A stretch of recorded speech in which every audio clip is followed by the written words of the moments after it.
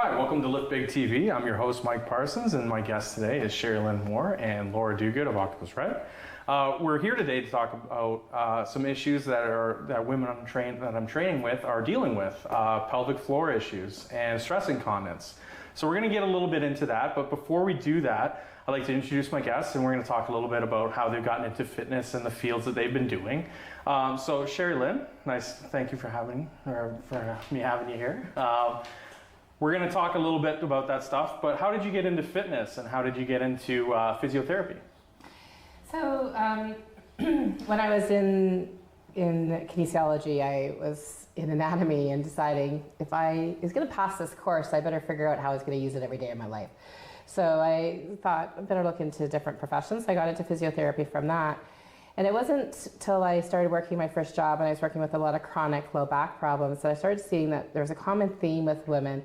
And the common theme was that they were often complaining about having urine leakage. And that's when I started thinking there's got to be more that we can do about this. And that led me into working into women's health. Awesome. And what are the things that are most common signs of these things? Is it, like you were saying, a back issue, or is it, having that stress incontinence while they're working out? Or is this a regular thing? Does it happen all the time? Or is it just an occasional thing? We're actually seeing the stats showing us that 1 in 3 women have an issue with some form of incontinence, either stress incontinence or urge incontinence. And, that is very common, and it's, to many women, they feel that must just be normal, or they're told that that's normal, but it actually isn't normal. It's actually a sign of dysfunction. So we're seeing it in, a lot of our elite athletes, our runners, our weightlifters, basketball players, anybody that has that increase in kind of impulse exertion. But we're also seeing it in, moms that want to jump on the trampoline with a child and all of a sudden realize, they start getting back to exercise class and they're finding like they just haven't the control anymore, and they just, again, start wearing a pad or just give up on the exercise completely because of it. Now, what kind of stretches and exercises would you recommend to women that are doing these things, that have these things happening to them? Is there a specific lift or a specific stretch that they can do just on their own even to help kind of alleviate some of this stuff? Well, the core, including the pelvic floor, is really made up of a system. So when we start seeing a dysfunction like this, usually with incontinence being, the symptom, that it has to be looked at as a whole system. So is the diaphragm working well? Is the pelvic floor working well? And a lot of people are just told, you got to do Kegels, do 1,000 Kegels. And Kegels are, tightening of the pelvic floor. A lot of people understand that term, but actually don't know if they're truly doing it. A lot of my clients come in and, I ask them to do a Kegel and they think they're doing it and they're not doing it at all, or they're very little doing it. Or sometimes what happens is those muscles are actually too tight, and that's the problem, and they shouldn't be doing Kegels, or they should be learning how to actually release those muscles first before they get into strengthening them. So the reality is if you're having some problem, you really got to figure out what is the problem. Is it too tight, or is it too long? Is it too short? Is it too weak? And before you really know what the right exercise is. Oh, okay. Well, and that makes total sense. And as a personal trainer myself, I wasn't aware that it was as big of an issue as I have found out it is. And again, now we have Laura. So she's been training with us for quite a while now. And it was one of those things where I had a lot of female clients that were doing deadlifts. And then all of a sudden they would stop, or they would feel very uncomfortable doing a motion like that. And then all of a sudden, Laura had told me that this is a thing. And I was like, oh, okay. And as a personal trainer, I like to find solutions and figure out what we can do to improve that. So, Laura, when did you notice that this was an issue?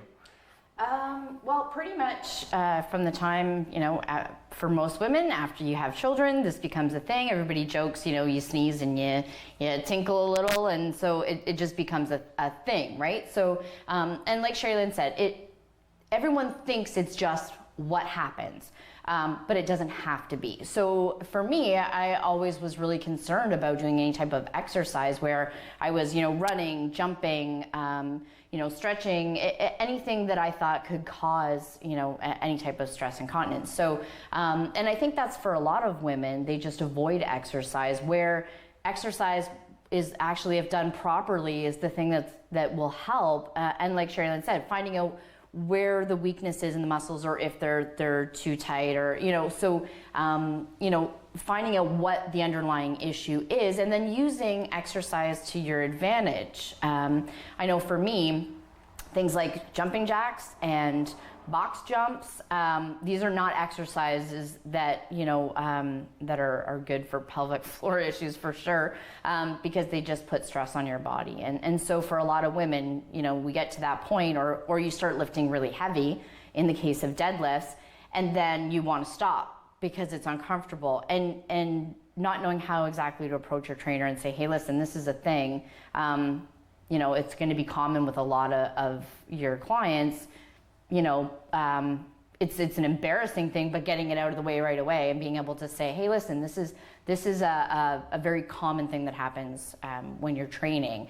This style of training, though, I found a big difference, because you're not doing those, I don't want to call them jerky movements, but like you said, the pulse movements, so because you're not doing those types of movements, it does seem to allow you to strengthen your core and some of those muscle groups. So, it definitely lessens it for sure, and allows you to be a little more comfortable training. Well, and I also think that, why I'm doing this episode to open up is I want to open this up to the public, and I want people to have the conversation. And I think a lot of male trainers, especially like myself, we're not aware of it as much as we should be. And I think we should do more as community trainers and high-end trainers, and we should just know this stuff, and it should just be a commonplace. And I hope that people that are watching this show can see this and say, this is not an uncomfortable thing. This is a normal part of what we're going to be dealing with in daily life, and that we can expand on this and work together and try to improve it.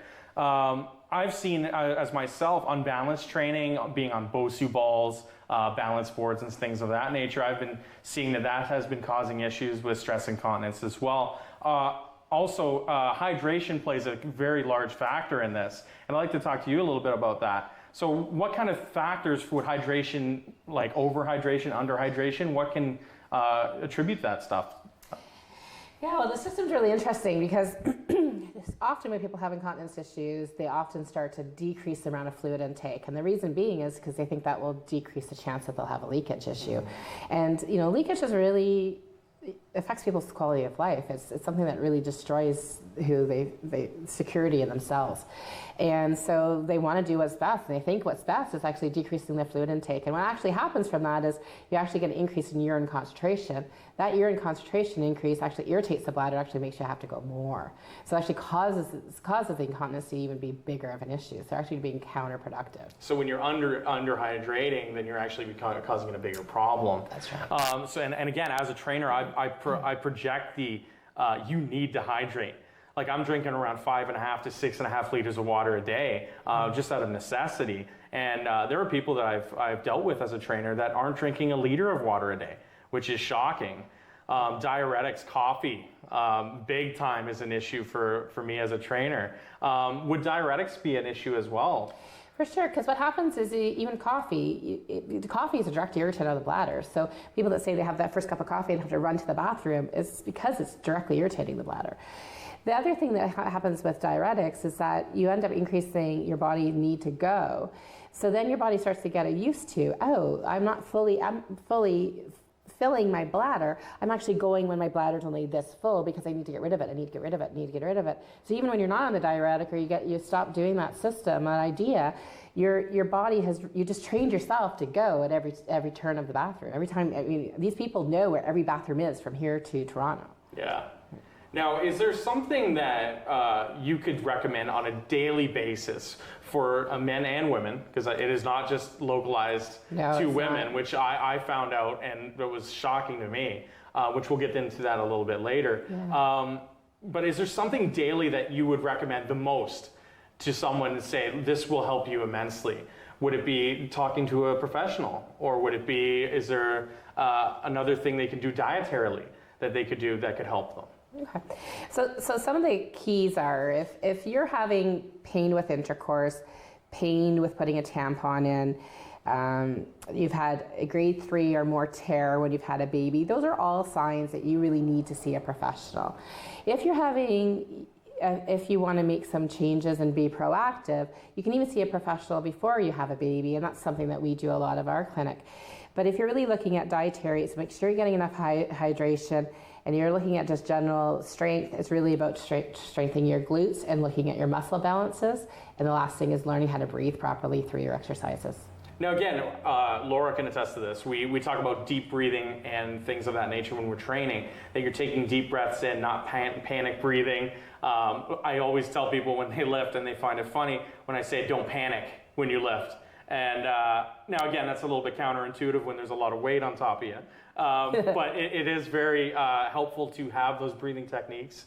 And if your trainer is not teaching you breathing techniques, ask them. Most of them, they should be teaching you right off the hop. But if they're not, ask them. And the other thing too is, I think people when they pay money to train with someone, that they just assume that they're just going to do everything for them. You have to have an open dialogue with trainers. And I find, and especially with physiotherapists and as the client yourself, you need to have these conversations with your trainer and say, look, this is a problem I'm having. Because again, as a trainer, I don't know, I can't fix it, or there's nothing I can do about it. Now, Laura, as we were doing lifting, we were improving a lot of the things that you were dealing with. Can you tell people about how the improvement has come about? Was it right away? Did it happen over a long period of time, short period of time? What was it? Yeah, for sure. So I would say probably, to me, it wasn't a long period of time, but I noticed definite improvement over probably within the first 6 months of training the style, for sure. A lot of the exercises that we do, do engage the glutes, do engage the core. We did add in some leg movements, the adductor, abductor. So you're constantly using those, those leg muscles in different ways, and you're engaging everything in your bottom half. Yeah. So that did definitely make some improvements for sure in just the style. So I would say fairly quickly, within a 6-month period, for sure. Well, and that's great to hear. I mean, like for me as a trainer, I love to see that. And I just want people to be having the conversation. And that's what this whole episode is about, bringing that information to the forefront and making it not a taboo kind of thing to talk about. We're all human. It's a part of life. It is what it is. So when we get back from break, which will be in about a minute, we're going to be talking about how incontinence and things of that nature can happen to men. And I hope to see everybody back before the break. And thank you guys for the first half of this, and we'll be right back.